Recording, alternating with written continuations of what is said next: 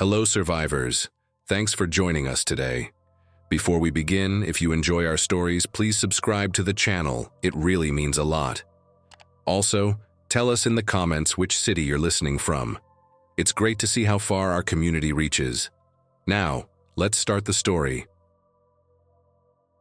The chalk dust felt normal. The low hum of the fluorescent lights, the squeak of sneakers in the hallway, the murmur of 28 10th graders pretending to analyze the causes of the Peloponnesian War. It was all perfectly, blessedly normal. 9:17 a.m. on a Tuesday in late October. Just another day teaching history at Northwood High. My name's Mark, and for the past 7 years, this classroom, room 214, had been my predictable world. Predictable was good. Predictable was safe. All right, people, let's focus up, I said, tapping the smartboard where a map of ancient Greece glowed. Thucydides argued the war was inevitable, due to the growth of Athenian power and the fear this caused in Sparta. Can anyone elaborate on what that fear might look like in practical terms, Kevin? Kevin, slumped in the back row as usual, mumbled something about alliances. Typical. I was about to press him when the first siren started. Not unusual in itself. We were only a few miles from the city center, close enough to catch the occasional ambulance or police car heading downtown. But then another joined it and another. Within a minute, the air outside filled with a rising chorus of sirens, urgent and overlapping, unlike anything I'd heard before. The kids noticed too. Heads lifted from notebooks, chatter died down. Chloe, always observant, raised her hand near the front. Mr. Harrison, is something wrong? Probably just a big accident on the freeway, I said, trying to project calm I didn't feel. A prickle of unease ran down my spine. This many sirens felt excessive. Let's get back to Sparta's fear of Athenian. My words were cut off by the jarring beep beep beep of the emergency alert system erupting from the classroom speakers, followed immediately by the same tone blaring from half the cell phones in the room. The message displayed on the smartboard, overriding my map of Greece. Emergency alert. Civil disturbance reported. All schools initiate lockdown protocol immediately. Remain indoors. Await further instructions. Civil disturbance? Lockdown? My mind raced. We practiced lockdown drills twice a year. Active shooter scenarios mostly. But this felt different. The sheer volume of sirens outside, the vague civil disturbance warning. Okay, class, you know the drill, I said, my voice louder, firmer than usual, trying to cut through the sudden nervous buzz filling the room. Lights off, phones silent, away from the door and windows, absolutely quiet. The students, drilled into compliance, moved quickly, if nervously. Lights clicked off, plunging the room into the dim gray light filtering through the blinds. Phones were silenced, backpacks used as pillows as they huddled against the far wall, away from the corridor-facing windows and the solid oak door. Moved to the door, peering through the small, wired glass window. The hallway was emptying rapidly as other teachers secured their classrooms. I saw Linda, the science teacher from next door, give me a worried glance before disappearing into her room. I locked my door, the heavy thud of the bolt sounding unnervingly final. Then I checked my own phone. Several missed alerts repeated the lockdown message. A text from my wife, Claire. Lockdown alert? Are you okay? Things seem crazy downtown. Sirens everywhere. I quickly typed back, okay, school lockdown, standard procedure, probably nothing. Love you. Another text blinked. We'll call later. But when I tried to send it, the message failed. No signal. Strange. I tried again. Failed. The Wi-Fi icon was grayed out too. Communications down? During a city-wide disturbance? The prickle of unease intensified into a cold knot in my stomach. The sirens outside seemed to be multiplying, closer now, frantic. Then, mixed with the sirens came another sound, screaming, not distant, but nearby, from the school grounds. High-pitched, terrified screams abruptly cut off. Kevin whimpered from the back of the room. Mr. Harrison, what was that? Stay calm, Kevin, I said, my voice tight. It's probably part of whatever's happening outside. We're safe in here. But I didn't believe it. I moved back to the door, peering cautiously through the window again. The hallway was empty for a moment. Then Mr. Henderson, the janitor, a kind, elderly man who always had a smile, stumbled around the corner from the direction of the main entrance. He wasn't just stumbling. He was moving wrong. His body twitching, head lolling at an unnatural angle. His uniform was dark, soaked with something that wasn't water. He clawed at the wall, leaving bloody streaks, then turned towards my door. His face, God, his face, skin gray, eyes milky white with pinpoint red pupils, jaw slack, teeth stained crimson. He let out a low, guttural moan and lunged at my door, slamming into it with impossible force. The kids screamed. Jessica shrieked, burying her face in her friend Maya's shoulder. Sam, usually the tough kid, scrambled further back against the wall. Mr. Henderson slammed into the door again, harder this time. The oak shuddered. He wasn't trying the handle. He was just pounding, driven by pure, mindless aggression. Through the wired glass, I saw his bloody fingernails scraping against the wood. This wasn't a riot. This wasn't a civil disturbance. This was something else. Something ripped from the darkest corners of horror fiction. The word formed in my mind, chilling and absurd. Zombies. Then the PA system crackled to life. Not Principal Thompson's calm, authoritative voice, but a frantic, garbled message. Attacked, spreading fast, bite. They're in the office. Barricade. God help us. The message ended in a wet gurgle and static. Mr. Henderson, or the thing that was Mr. Henderson, renewed its assault on the door, joined now by another figure. A student, maybe from the junior high wing, wearing a Northwood Wildcats hoodie. Her face similarly transformed into a mask of gray flesh and vacant, hungry eyes. They pounded together, the heavy door groaning under the synchronized impacts. 28 terrified 10th graders looked at me, their faces pale in the dim light, waiting for guidance, for safety, for answers I didn't have. My only job, only thing that mattered now was protecting these kids. The world I knew, the predictable routine of room 214, had ended the moment that alert sounded.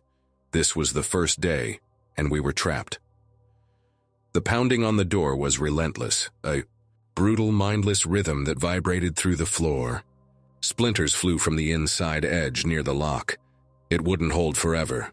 The kids were huddled together, some crying silently, others staring wide-eyed at the door, paralyzed by fear.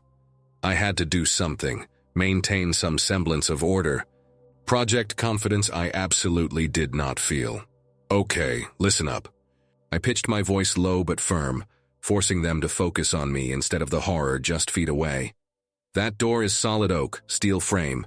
It will hold for a while, but we need to reinforce it. Desks, now, quietly. Led by Sam, who seemed to snap. Out of his shock first, a few of the boys started carefully pushing the heavy student desks towards the door, stacking them 3 deep. The girls helped, moving with a silent urgency. The teamwork, the shared purpose seemed to calm them slightly, giving them something to do besides panic. While they worked, I scanned the room, my teacher brain switching to survival mode. What resources did we have? Windows faced the courtyard, a grassy area surrounded by classroom wings. Currently empty, but offering no escape route. The back wall had built-in cabinets. Standard classroom supplies, paper, pens, textbooks, a first aid kit thankfully well stocked by our perpetually worried school nurse. No food beyond a few emergency granola bars I kept in my desk drawer. Water fountain by the door, useless now. Weapons, pathetic. A heavy meter stick. A fire extinguisher by the door, scissors, staplers, nothing designed to stop them. I remembered the infected janitor, Mr. Henderson, the student, their mindless aggression, their apparent immunity to pain until the head was destroyed. The memory of Principal Thompson's garbled message, bite, spreading fast, echoed. Mr. Harrison? Chloe whispered, her eyes tracking the dust motes still dancing in the light from under the blinds. What are those things? I don't know. Chloe, I admitted honestly. But they're dangerous, and it seems like whatever is wrong with them, it spreads. Like a sickness. I didn't use the word zombie. No need to feed their panic further. Our priority is to stay secure in here until help arrives, or we know it's safe to move. The pounding on the door lessened slightly, replaced by scraping sounds, wet snarls. They were still there, waiting, trying to find a weakness. "Okay, new plan," I announced, keeping my voice low. "We need to be prepared if they breach the door, or if we have to move. Everyone, check your backpacks. Any snacks, water bottles, anything sharp, anything heavy?" The kids started rummaging. A few produced half-eaten bags of chips, apples, juice boxes. Jessica had a small toolkit for her robotics club. Screwdrivers, pliers. Kevin, surprisingly, had a small can of pepper spray on his keychain. "My mom makes me carry it," he mumbled, blushing slightly. Better than nothing. We pooled the meager resources on my desk. The minutes stretched into an hour. The sounds from the hallway waxed and waned, sometimes frantic pounding, sometimes scraping, sometimes just those awful wet groans. Occasionally we heard screams from other parts of the school, followed by more guttural sounds. Each noise made the kids flinch. I kept moving around the room, offering quiet words of reassurance, trying to keep their spirits up, trying to keep my own spiraling fear in check. I tried my phone again. Still no signal. I risked cracking the blinds slightly, peering into the courtyard, empty. But on the far side, near the cafeteria entrance, I saw movement. 2 figures shambling, one wearing a lunch lady's hairnet. They ignored the courtyard, drawn by sounds from elsewhere in the building. "We need more information," I muttered to myself. Linda, next door.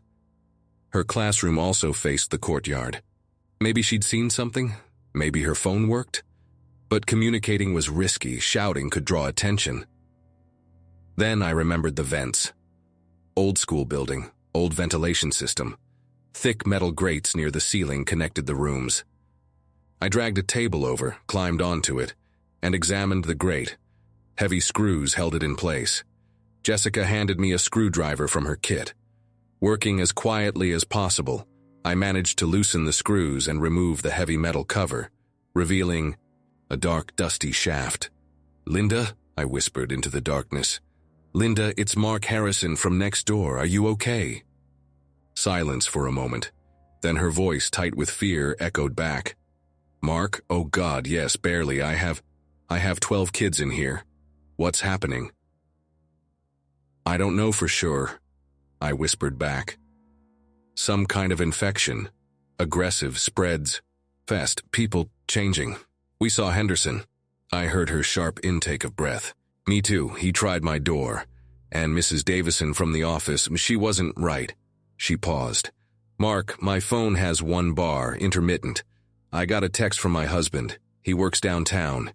He said the military is calling it Code Zed. Full quarantine. He said they're talking about firebombing the hot zones." Firebombing. The word hung in the dusty air between the vents. Containment through destruction. My blood ran cold. If the infection had started downtown and spread outwards, the school might be considered a hot zone. Help wasn't coming. They were going to burn us. "How long ago was that text?"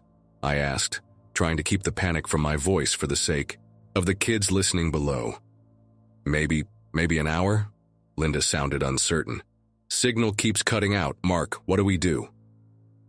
Good question. Stay put and risk being part of a sterilization zone, or try to move, risking encounters with the infected. I looked down at the faces of my students, trusting, terrified. My responsibility. "We need a better location," I decided, whispering. Back to Linda. "More defensible, more escape routes, the gym. It's got reinforced doors, high windows they can't easily reach, access to the loading dock behind the school." "The gym," Linda echoed doubtfully. "Mark, that's on the other side of the school, through the main concourse. We'd never make it." "Not through the concourse," I countered. "Through the maintenance tunnels. There's an access panel in the boiler room, right past your lab. It comes out near the gym's equipment storage.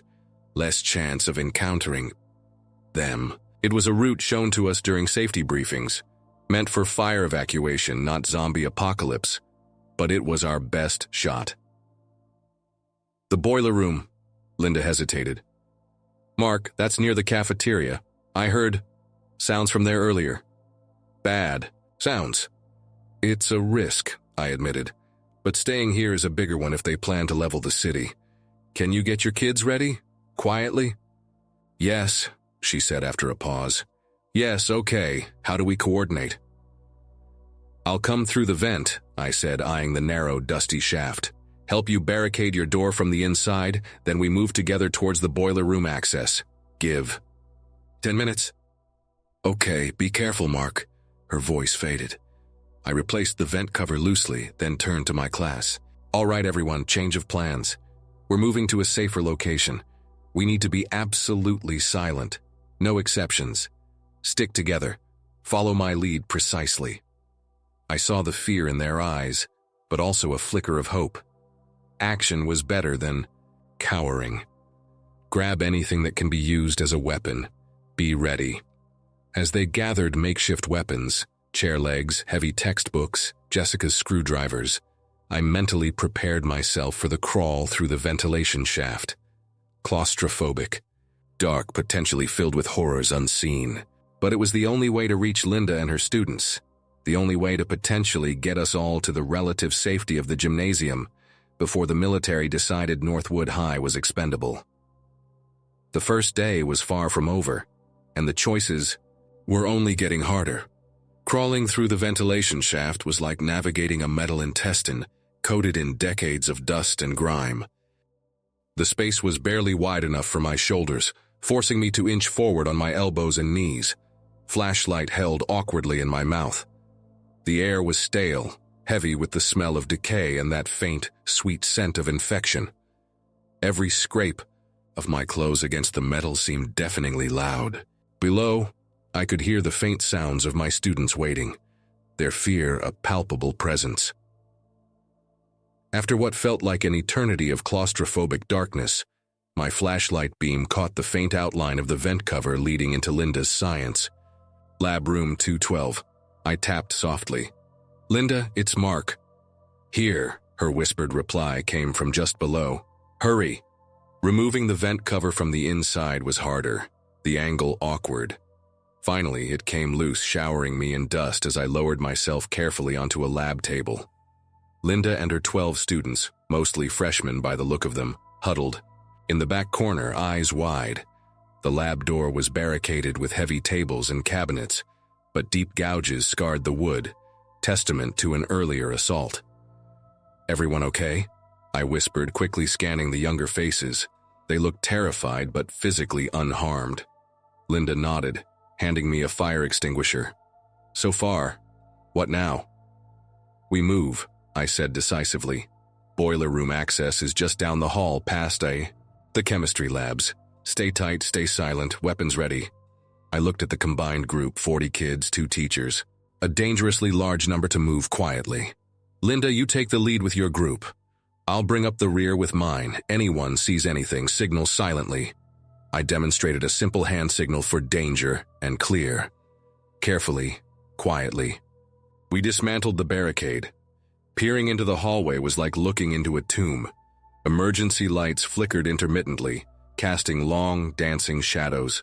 No immediate threats visible. Okay, I breathed. Let's go. Wall side, single file.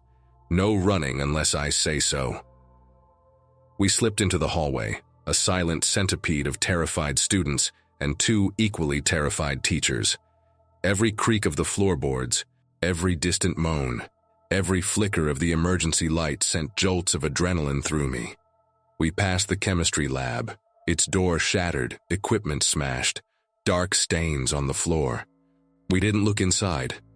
We were halfway to the boiler room when Kevin, one of my 10th graders, tripped over an abandoned backpack, letting out a sharp gasp. Instantly, a low groan echoed from the intersecting corridor ahead. Danger, Linda hissed, signaling frantically. I pushed the students nearest me back against the wall, motioning for absolute silence. Peeking around the corner, I saw it. A single infected wearing the tattered remains of a crossing guard's uniform stood, swaying slightly, head cocked as if listening. It hadn't seen us yet, but Kevin's gasp had drawn its attention. It started shuffling towards us, slow at first, then picking up speed, breaking into that horrible, lurching run. There was no time for stealth. "Linda, get them to the boiler room. Go!" I yelled, stepping into the intersection, raising my Glock. The crossing guard thing snarled, accelerating. Headshot. My first shot went wide, hitting its shoulder, having no effect. My second found its mark. It dropped. But the gunshot echoed, like a cannon blast in the confined hallways. From multiple directions we heard the response, guttural moans, shuffling footsteps turning into pounding runs. They knew where we were. "Run!" I screamed, shoving the last few students towards the boiler room door just visible at the end of the hall. "Get inside! Barricade it!" I turned to face the oncoming horde, firing methodically. Headshot, drop. Headshot, drop. My army training surfaced, muscle memory taking over, overriding the fear. Linda was yelling commands from the boiler room doorway, getting the kids inside. Sam and a couple of other older boys stayed with me, armed with chair legs, ready to act as a rear guard. They came from both ends of the corridor now. Students, teachers, staff I recognized, faces transformed into masks of mindless hunger. We fired until our pistols clicked empty. "Fall back!" I yelled to Sam and the others. We retreated towards the boiler room, using the fire extinguisher, chair legs, anything, to slow the press of bodies. Linda and her students had managed to get the heavy boiler room door partly barricaded from the inside. We squeezed through, adding our weight, shoving heavy pipes and metal shelving against it just as the horde slammed into the other side. Metal screeched, bolts groaned, but the door held. For now. We were in the boiler room, the heart of the school's aging infrastructure. Pipes crisscrossed the ceiling, dripping condensation. The massive boilers themselves stood silent, cold. The air was hot, humid, smelling of oil and dust, and fear. 40 kids and 2 teachers crammed into the grimy space, listening to the infected pounding on the door. "The tunnel access?" I asked Linda, scanning the room.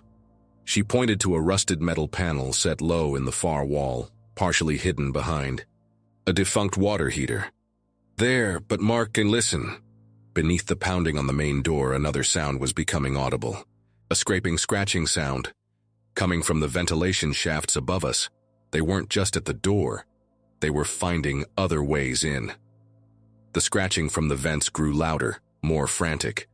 Dust rained down as something heavy scraped against the metal from above.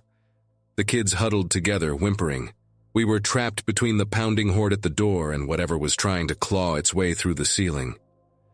"The access panel," I said to Linda, pointing to the rusted square.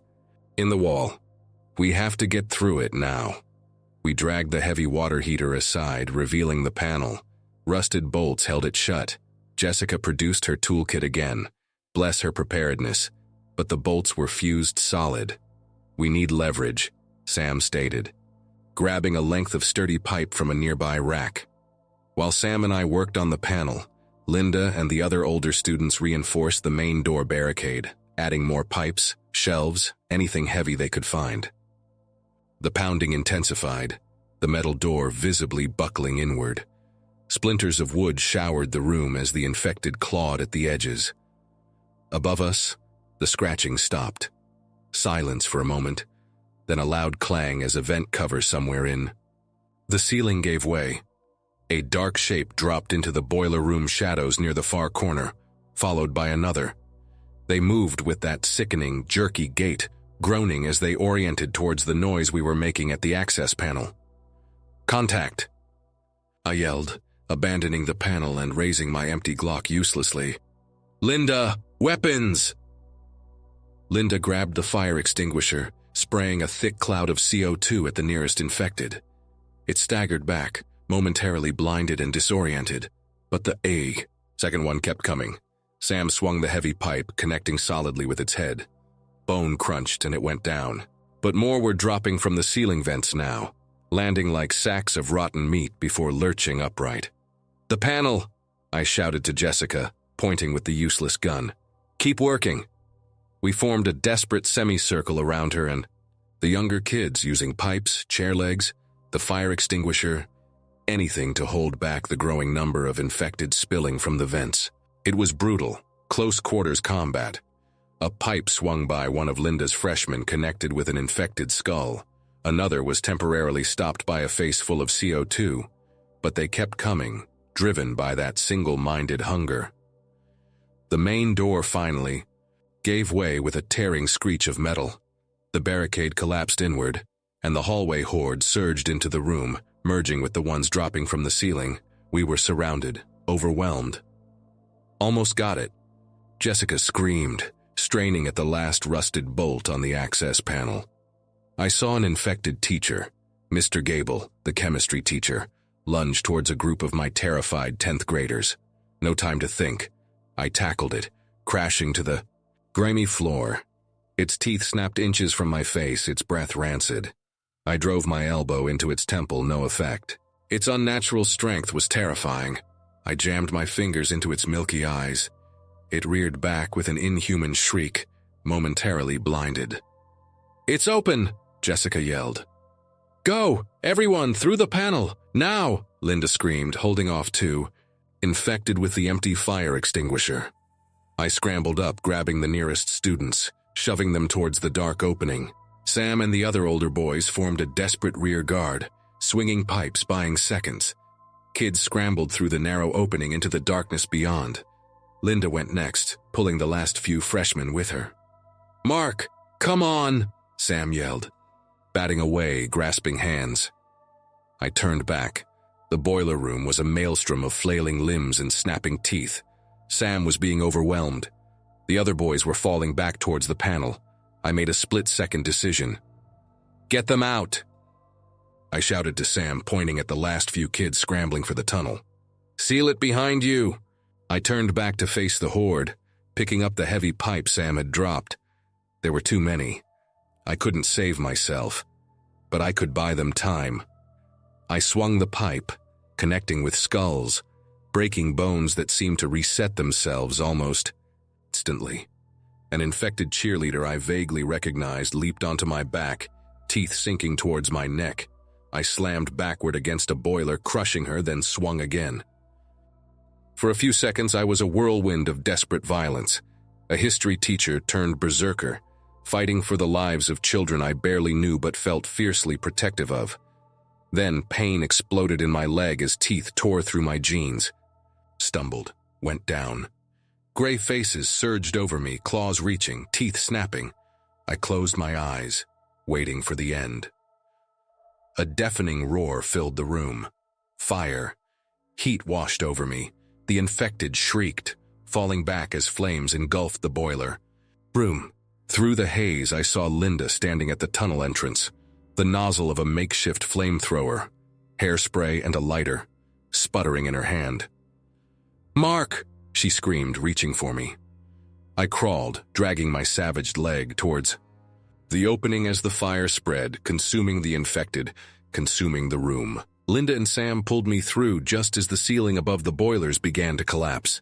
Sam slammed the heavy metal panel shut behind us, plunging us into the absolute darkness of the maintenance tunnel, the roar of the fire and the dying screams of the infected muffled behind the steel. We collapsed in the narrow tunnel, coughing from the smoke that had followed us in, the smell of burnt flesh thick in the air. My leg throbbed, agony radiating from the bite wound. I knew what it meant. "Linda," I gasped, fumbling for my Glock, the one I'd reloaded before entering the boiler room. "My leg, you know what you have to do." Tears streamed down her face, visible even in the faint emergency light filtering. From further down the tunnel. "Mark, no, we can treat it, maybe."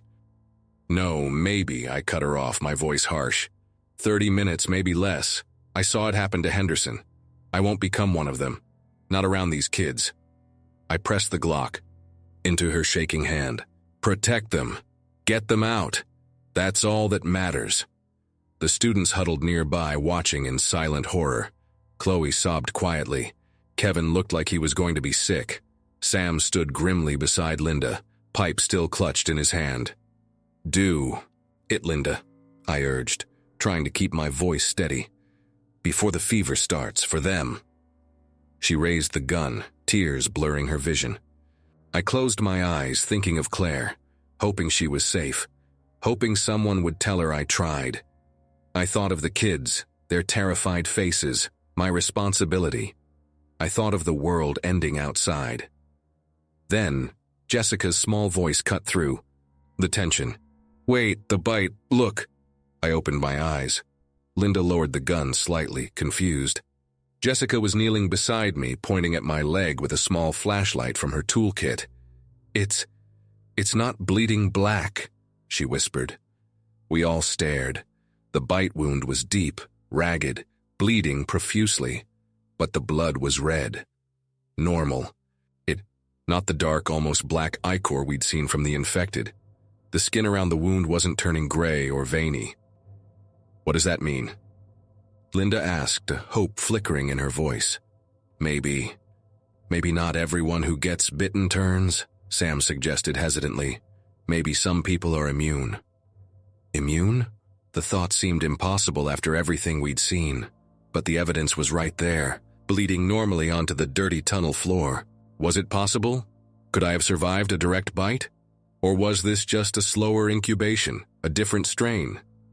"We can't risk it," I said, though a sliver of hope, dangerous and unwanted, lodged itself in my chest.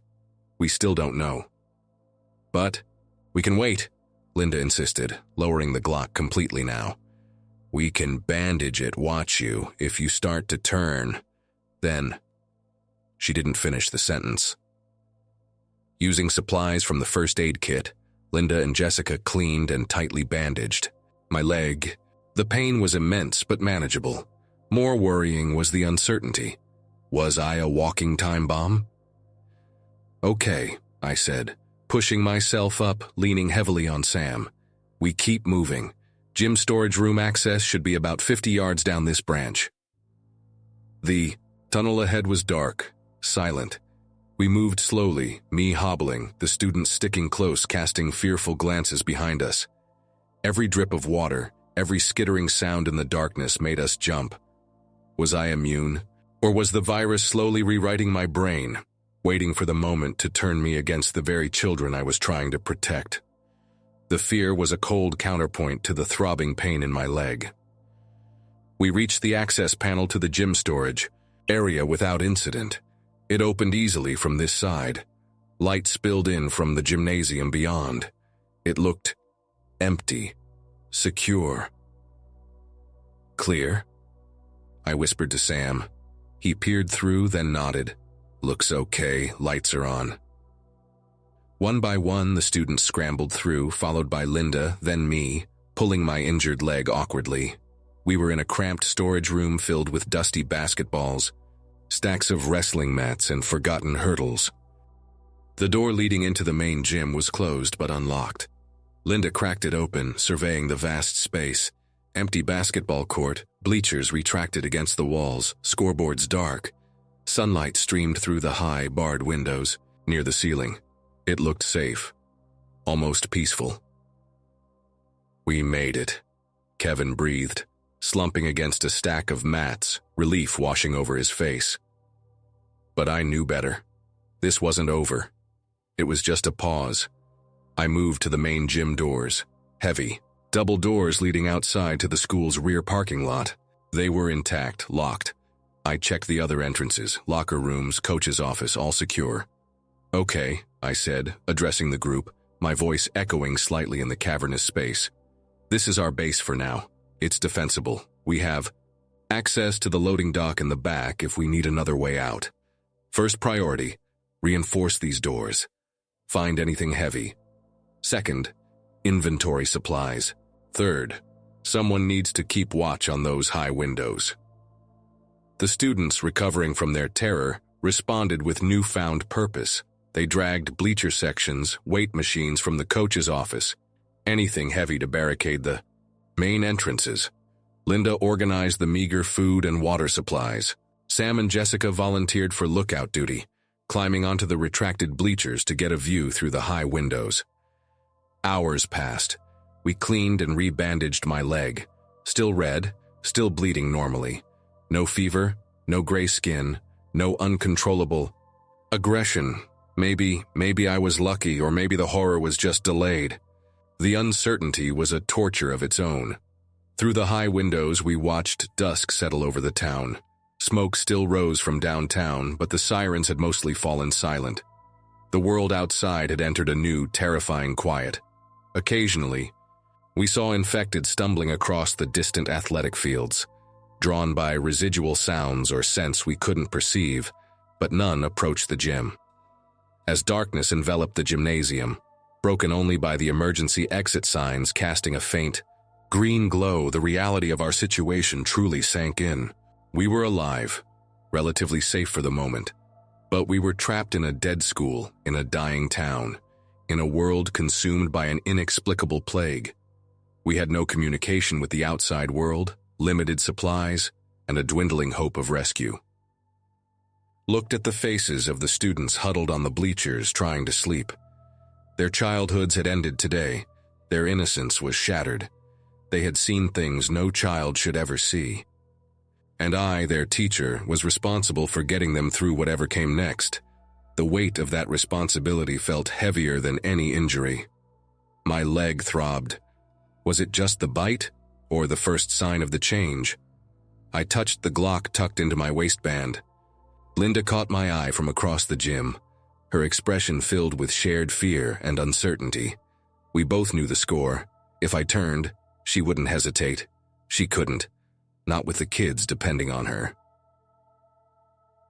The first day of the zombie outbreak was over. We had survived, but survival was just the beginning. The world we knew was gone, replaced by a nightmare made real, and our fight had just begun. Sitting there in the dark, listening to the quiet breathing of sleeping students, I knew. One thing for sure, school was out forever,